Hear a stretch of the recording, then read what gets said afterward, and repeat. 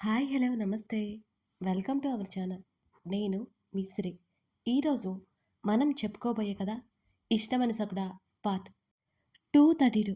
కథలకు వెళ్ళే ముందు మీరు ఈ వీడియోని హైప్ చేసి అలాగే లైక్ చేసి సబ్స్క్రైబ్ చేసుకోవాలని ఆశిస్తున్నాను.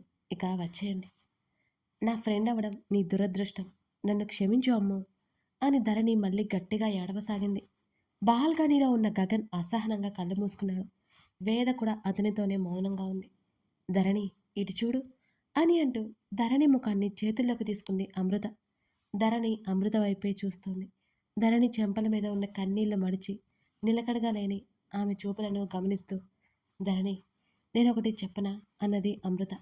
ధరణి సమాధానం చెప్పలేనట్టు ఊరుకుంది. ధరణి చేతులు పట్టుకుని, ఆ రోజు నేను నీకోసం వచ్చిన మాట వాస్తవమే. కానీ ఆ రోజు నాది చాలా పెద్ద తప్పు ఉంది ధరణి. ఆఫీస్లో ఎవరూ లేకపోతే నేనేం చేయాలి? అక్కడి నుంచి వెళ్ళిపోవాలా లేదా? కానీ ఇంకా నీకోసం వెతుక్కుంటూ వెళ్ళాను. అదే అదే నేను చేసిన మొదటి పెద్ద తప్పు నా జీవితంలో. అప్పటికే ఉదయ్ తాగిన మత్తులో ఉన్నాడు. ఇక అతన్ని ఆపడం నా వల్ల కాలేదు. ఇందులో నీ తప్పేముంది చెప్పు? అమృత అడుగుతుంటే ధరణి సమాధానం చెప్పలేదు. చెప్పవే, ఇందులో నీ తప్పేముంది అని అడిగింది అమృత. నా కోసమే ఉదయ్ నిన్ను అక్కడికి రప్పించి అని చెప్పలేక ధరణి ఆగిపోయింది. నోరు ముయ్యవే, ఇదంతా నీతో ఎవరు చెప్పారో నాకైతే తెలియదు, కానీ నేను చెప్తున్నాను విను. ఉదయ్ నీ కోసం నన్ను అక్కడికి రప్పించలేదు. నేనే బోర్ కొడుతుంటే ఆ రోజు అనుకోకుండా వెళ్లాల్సి వచ్చింది. అక్కడ ఉదయ్ తప్పు చేయడానికి అతని బుద్ధి చెడిపోయింది. కానీ ఆ అవకాశం అతనికి నేనే ఇచ్చినట్టున్నాను అని అమృత అంది. అమ్ము, నాకంతా తెలుసు అమ్ము, నన్ను ఏమార్చాలని చూడకు అమ్ము అని ధరణి మళ్ళీ ఏడవసాగింది. అబ్బా, ఎందుకే అలా ఏడుస్తున్నావు? చెప్పాను కదా అక్కడ నీ తప్పు లేదని. సరే, ఏదైనా జరగని. అప్పుడు నేను చూడు చాలా సంతోషంగా ఉన్నాను ఇప్పుడు అని అంటూ ధరణి చేతిని తన పొట్ట మీద పెట్టుకుంది అమృత. చూసావా ఎంత సంతోషంగా ఉన్నానో నేను? నీకు తెలుస్తుందా? ఆ మాటలు చెప్తున్నప్పుడు అమృతలో కళ్ళలో కూడా నీళ్లు తిరిగాయి. కమల్ నా లైఫ్లోకి వచ్చాక నా లైఫ్ అంతా మారిపోయింది ధరణి. నేను అతనితో చాలా సంతోషంగా ఉన్నాను. ఇక చిన్న చిన్న డిస్టర్బెన్సెస్ అంటావా, అది ప్రతి ఒక్కరికి కామన్. ఎప్పుడో ఏదో జరిగిన దానికి నాకు నేను నిందించుకుంటూ నా సంతోషాలు దూరం చేసుకోవాలని అనుకోవట్లేదు. నేను కమల్తో చాలా చాలా సంతోషంగా బ్రతుకుతున్నాను. లేకపోతే ఈ బిడ్డ కూడా మా వద్దకి వచ్చేది కాదు అని క్షణం ఆగి, ఇది గుర్తుపెట్టుకోదరని, నీ వల్ల ఏమీ అవలేదు. ఎప్పుడో ఏదో జరిగిన దానికి నీ జీవితాన్ని నువ్వు పాడు చేసుకోవద్దు. నీ లైఫ్ అంటే ఇప్పుడు నీ ఒక్కదాంతే కాదుగా, నీది అంటే నీ చుట్టూ ఉన్న వాళ్ళది కూడా. నువ్వు బాధపడితే వాళ్ళంతా ఎంత బాధపడతారో అర్థమైందా నేను చెప్పేది? నిన్నటి నుంచి నేను ఇక్కడే ఉన్నాను. పాపం కదా కమల్, నా కోసం వెయిట్ చేస్తూ ఉండి ఉండాలి. ఇక నేను బయలుదేరుతున్నాను అని అన్నది అమృత. "ఉమ్," అంది ధరణి. నా గురించి బాధపడనని మాట ఇవ్వు అని అమృత అడుగుతుంటే ధరణి మాట్లాడలేదు. ఆమెకి మాట ఇవ్వలేదు. నీ తప్పు లేదని నీకే ఓ రోజు తప్పకుండా అర్థమవుతుంది. మరెవరి కోసమో నీ ప్రశాంతతని పాడు చేసుకోకూడదని నీకు మెల్లిగా తెలుస్తుందిలే. నేను ఇక వెళ్ళొస్తాను. కాదు కాదు, ఈసారి నువ్వే నా కోసం రావాలి. వస్తావు కదూ అని అడిగింది అమృత. "ఉమ్," అంది ధరణి. వెరీ గుడ్ గర్ల్ అంటూ ధరణి చెంపన అవి లాగి నవ్వింది అమృత. అమృత లేచి వెళ్ళిపోయింది అక్కడి నుంచి. ధరణి అలాగే ఆలోచిస్తూ కూర్చుంది. ఇప్పుడు తనకి కనిపిస్తున్న అమృత సంతోషం నిజం. ఒకప్పుడు అమృత పడిన బాధ కూడా నిజమే. వీళ్ళంతా ఎంత చెప్తున్నా తన వల్లే అమృతకిలా అయిందనే బాధ ఆమెను ప్రశాంతంగా ఉండనివ్వట్లేదు. అమృత మాటలు వింటుంటే వేదకి అమృత పట్ల ఒకలాంటి గౌరవ భావం మొదలైంది. ఆ అమ్మాయి మాటల్లో జీవితం మీద, ఆ జీవితం సక్రమంగా ఉండాలి ఎలా అనేది స్పష్టమైన అవగాహన ఉన్నట్టుగా వేదకి తెలుస్తుంది. లైఫ్ అంటే ఆ ఒక్కరిదే కాదు, ఆ ఒక్కరి చుట్టూ ఉన్న అందరిది అని గగన్ అప్పుడప్పుడు చెప్తూ ఉండేవాడు. అవన్నీ గుర్తుకొస్తున్నాయి వేదకి. వాళ్ళు ఊహించినంతగా ధరణి లేదు. కాస్త మామూలుగానే ఉండడంతో ఇద్దరూ ఊపిరి పీల్చుకున్నారు. వేద అతని కంటే ముందే ధరణి దగ్గరికి వెళ్ళింది. హే ధరణి, వేద పిలుస్తూ రావడంతో గబుక్కున కళ్ళు తెరుచుకుంది. హాయ్ వేద, నేను నీకు అక్కని వేద అలిగినట్టుగా మాట్లాడుతూ ఉంటే, ఇప్పుడు కాదని ఎవరన్నారు చెప్పు అని అన్నది ధరణి నవ్వుతూ. నువ్వు ఎందుకమ్మా నాకు 2 డేస్ నుంచి కాల్ చేయలేదు అని వేద పక్కనే కూర్చొని అడుగుతూ ఉంటే వేద కాలి మీద తలపెట్టుకుని పడుకుంది ధరణి. ధరణి కళ్ళల్లో నీళ్లు ఆమె ముక్కు మీదుగా వేద ఒడిలో పడిపోతున్నాయి. ధరణి ఏంటిది అని వేద అడగగానే అమృత విషయం మొత్తం వేదతో చెప్పి ఇదంతా భరించడం నా వల్ల కావడం లేదు వేద, నాకు పిచ్చి పడుతోంది అని అంటూ ఒక్కసారిగా ధరణి ఏడవసాగింది. ధరణి ఇందులో నీ తప్పేం లేదు, ప్లీజ్ ఏడవకు అని వేద అన్నది. నేను నీకు చెల్లిని, అందుకే నువ్వు నా సైడ్ తీసుకొని మాట్లాడుతున్నావు. అమృత అమృతని తలుచుకుంటే నాకు ఏడుపు వస్తుంది వేద. ఒక ఆడపిల్లకి జరగకూడని అన్యాయం అది. ఏ ఆడపిల్ల కోరుకొని నరకవది. అలాంటిది అమృత విషయంలో జరిగింది. అమృత నా ఫ్రెండ్ అవడం వల్లే కదా ఇది అంతా. కాసేపు ధరణిని ఏడవనిచ్చి ఆమె కాస్త తేటగా అయ్యాక ధరణి గతాన్ని మార్చడం ఎవరి వల్ల కాదు. అలాగే ఆ గతాన్ని గుర్తుపెట్టుకుని పదే పదే బాధపడడం కూడా మూర్ఖత్వమే అవుతుంది. అది చేదు అనుభవం. దాన్ని మర్చిపోవడం కష్టమే కానీ దాని నుంచి బయటపడడం ముఖ్యం కాదు కదా. అమృత వెరీ స్ట్రాంగ్ లేడీ. తన లైఫ్లో భయంకరమైన స్టేజ్ నుంచి తనను తాను సెట్ చేసుకుని ఇప్పుడు సంతోషంగా బ్రతుకుతుంది.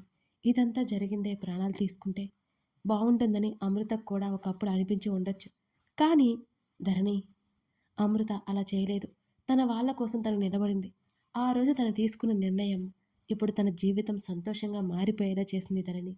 నువ్వు బాధపడి అమృతని కూడా బాధ పెట్టకు అంటూ ధరణి కన్ను తుడిచింది వేద.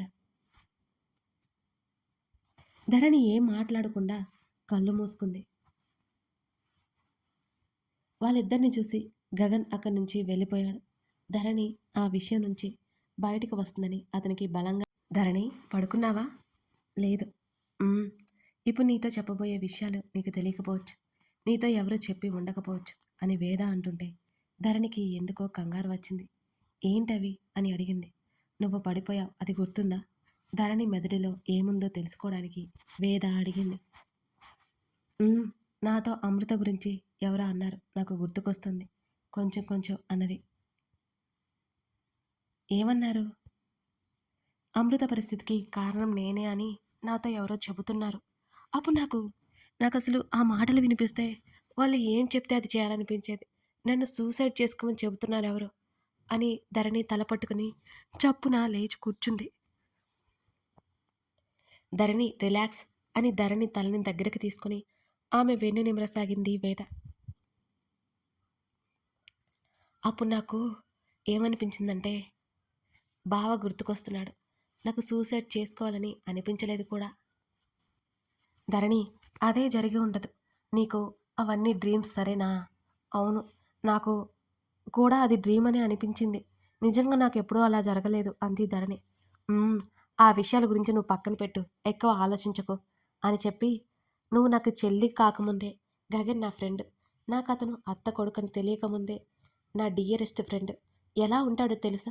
ఎంతో పొగరుగా, పక్కన వాళ్ళ లైఫ్లో ఏమాత్రం ఇన్వాల్వ్మెంట్ లేకుండా, తనకు నచ్చిన విధంగా, ఎవరిని పట్టించుకోకుండా, తన వాళ్ళకంటే ఎవరు ఎక్కువ కాదు అనే ఫీలింగ్తో అతను ఉంటాడు.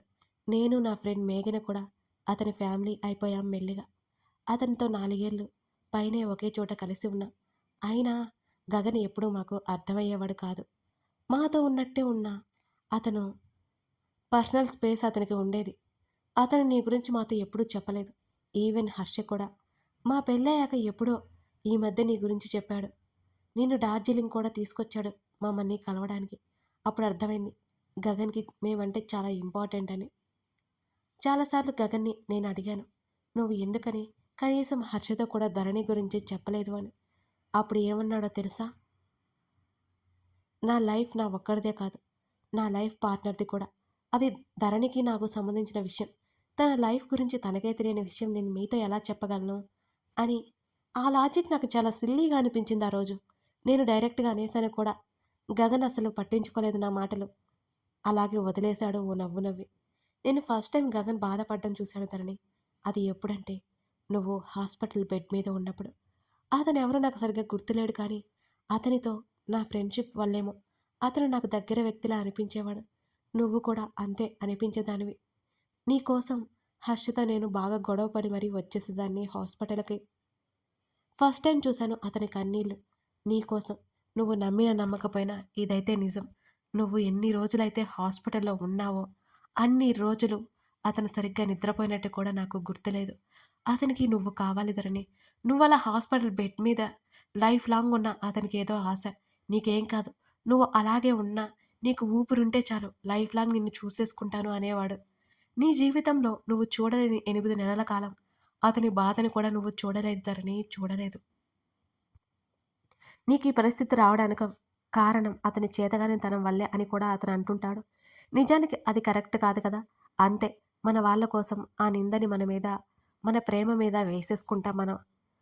ఈ 8 నెలల్లో అతను నిన్ను ఎంత ఆరోగ్యంగా చేశాడో అది నీకు తెలుసు. కానీ నువ్వు కూడా ఊహించని విధంగా నువ్వు పూర్తిగా ఆరోగ్యంగా మారిపోయావు. ఇప్పుడు వీడు నీకు కంటి చూపు లేదు. అది నువ్వు పడిపోవడం వల్లో తెలియకుండా జరిగింది. అంతకుమించి నువ్వు చాలా ఆరోగ్యంగా ఉన్నావు అర్థమవుతుందా? దానికోసం అతను చాలా కష్టపడ్డాడు. ఆ విషయాలన్నీ అమ్మనడుగు చెప్తుంది. పక్కనే ఉండి చూసింది కదా తన కష్టాన్ని. భోజనం పెట్టమని అడిగిన దాఖలాలు కూడా లేవంట గగన్. నిన్ను ఎలా మునిపటిలా చేయాలనే తపన అతనికి ఏం అక్కర్లేదు. ఈ ఆస్తులు, ఈ బిజినెస్‌లు ఇంకేమీ అక్కర్లేదు. అతనికి నువ్వు మాత్రమే ముఖ్యం. ఇంకెప్పటికీ నువ్వు అలాంటి పరిస్థితి ఎదుర్కోకూడదనేది అతని ఫీలింగ్. గాయం నీదైనా, నొప్పి అతనిది. ఇది చూసి ఎవరికైనా అర్థమవుతుంది. ఒక హర్ష దగ్గర అతను బయటపడ్డాడు. నీకేమవుతుందా అని ప్రతి క్షణం భయపడుతూనే ఉన్నాడు ధరణి. ఇన్నాళ్ళు నిన్ను ఎంతో జాగ్రత్తగా చూసుకున్నాడు కదా! సంపూర్ణ ఆరోగ్యవంతంగా చేయడానికి ప్రయత్నం చేస్తూనే ఉన్నాడు. అతని ప్రయత్నం ఫలించింది ధరణి. కానీ తీరా అతని కష్టాన్నంతా వృధా చేస్తున్నావు ధరణి. ఏదో జరిగిందది. అది నేను కాదనలేను. నీ స్నేహితురాల కోసం నీకు బాధ తప్పక ఉంటుంది.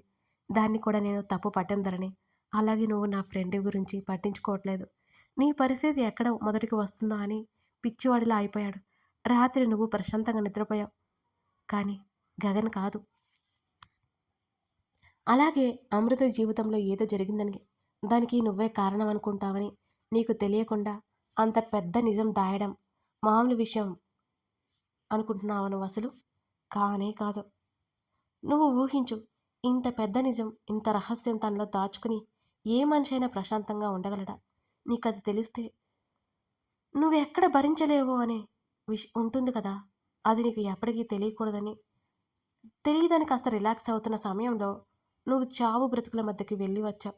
మళ్ళీ అతని జీవితంలో ప్రశాంతత మొత్తం పోయింది. ఏ క్షణాన ఏమవుతుందో అని ప్రతి క్షణం అతను భయపడుతూనే ఉన్నాడు. నీకోసం భయపడుతూనే ఉన్నాడు. అన్నిటిని దాటుకుని ఇప్పుడు నిన్ను ఆరోగ్యంగా మార్చేశాననే గర్వంతో అతనుంటే ఇప్పుడు నువ్వు మళ్ళీ మొదలుకొచ్చావు ధరణి. నీ ఫ్రెండ్ కోసం నువ్వు బాధపడు.